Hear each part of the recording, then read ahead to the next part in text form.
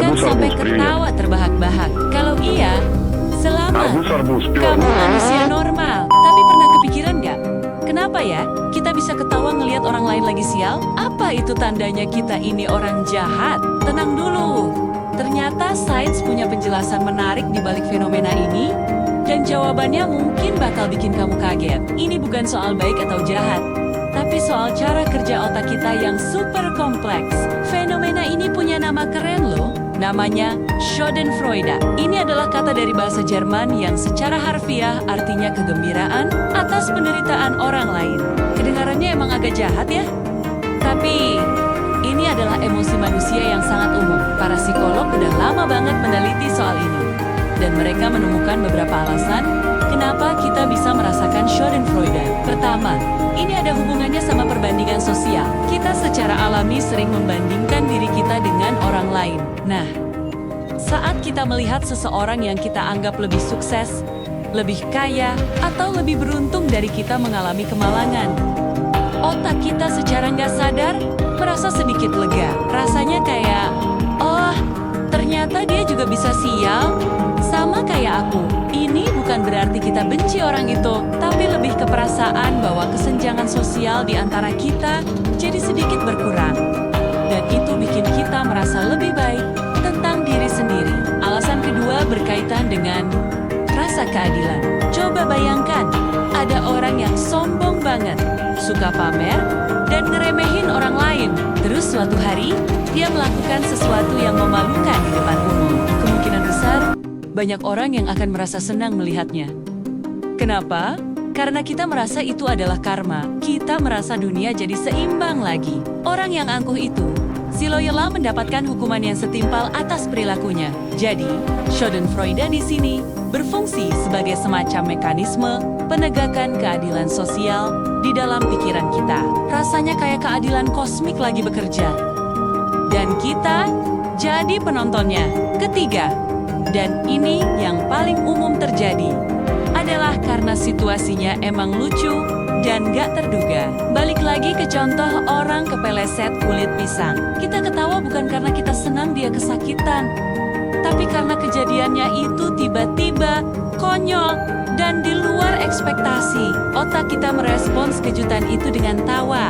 Apalagi kalau kita tahu orang itu nggak benar-benar terluka parah. Ini lebih mirip reaksi spontan terhadap sesuatu yang absurd. Sama seperti kita ketawa nonton film komedi slapstick. Jadi, konteksnya penting banget. Kita cenderung nggak akan ketawa kalau melihat orang jatuh dari gedung kan? Tapi kalau jatuh dari kursi karena kursinya reyot, nah itu cerita lain. Dan yang terakhir, ada hubungannya sama empati.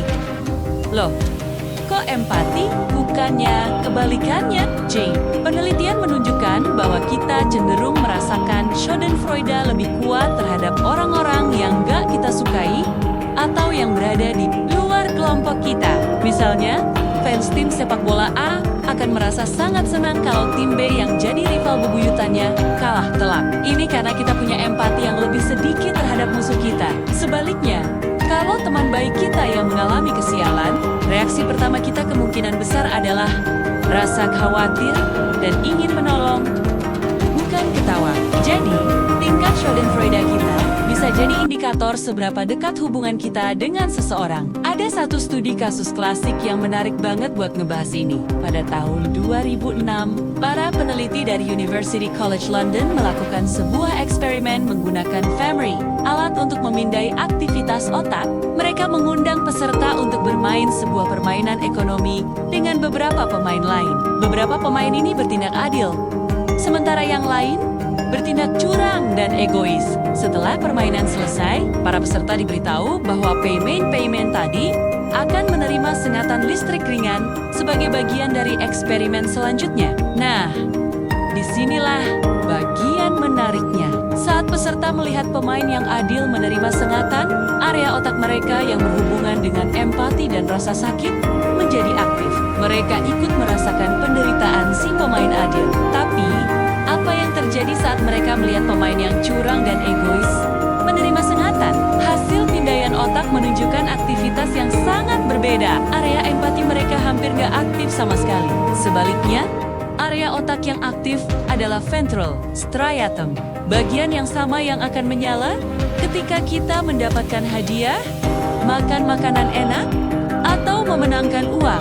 Dengan kata lain, otak mereka secara harfiah merasakan kesenangan saat melihat si penipu dihukum. Eksperimen ini secara gamblang membuktikan teori bahwa Schadenfreude bukan sekadar perasaan iseng, tapi punya dasar neurologis yang kuat. Otak kita seolah-olah punya sistem bawaan untuk menghadiahi diri sendiri saat melihat keadilan ditegakkan, terutama terhadap orang yang kita anggap pantas mendapatkannya. Ini adalah mekanisme bertahan hidup sosial yang mungkin sudah ada sejak zaman nenek moyang kita.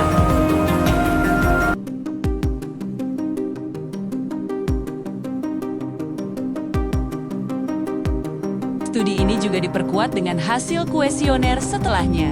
Para peserta pria, terutama, melaporkan keinginan yang lebih kuat untuk membalas dendam pada pemain curang dan menunjukkan aktivitas di pusat hadiah otak yang lebih tinggi saat si curang. Ini menunjukkan ada sedikit perbedaan gender dalam ekspresi Schadenfreude, meskipun emosinya sendiri dirasakan oleh semua orang. Jadi, saat kita nonton film dan merasa puas banget pas tokoh antagonisnya akhirnya kalah, itu bukan cuma soal alur cerita yang bagus. Otak kita benar-benar sedang berpesta kecil di dalam sana, merayakan kemenangan kebaikan atas kejahatan. Jadi, kembali ke pertanyaan awal. Apakah kita jahat karena menikmati penderitaan orang lain? Jawabannya, tidak selalu. Schadenfreude adalah emosi yang sangat manusiawi dan kompleks. Ini adalah cerminan dari kebutuhan kita akan keadilan, cara kita memandang posisi kita di masyarakat, dan kadang hanya reaksi spontan terhadap sesuatu yang konyol. Ini adalah bagian dari sisi gelap psikologi kita. Tapi gelap bukan berarti jahat. Ini hanya bagian dari spektrum emosi kita yang kaya dan terkadang membingungkan. Yang terpenting adalah bagaimana kita merespons perasaan itu. Apakah kita hanya tertawa kecil, lalu melupakannya? Atau kita justru membiarkan perasaan itu berkembang menjadi kebencian? Atau keinginan untuk melihat orang lain benar-benar menderita? Disitulah letak perbedaannya. Selama kita masih bisa berempati pada orang yang benar-benar membutuhkan, sedikit menertawakan kesialan kecil, mungkin hanyalah cara otak kita untuk membuat dunia terasa sedikit lebih adil dan lucu. Nah, sekarang giliran kamu. Aku penasaran banget, kapan terakhir kali kamu merasakan Schadenfreude? Apa situasinya? Dan kenapa menurutmu kamu merasa seperti itu? Apakah karena orang itu sombong?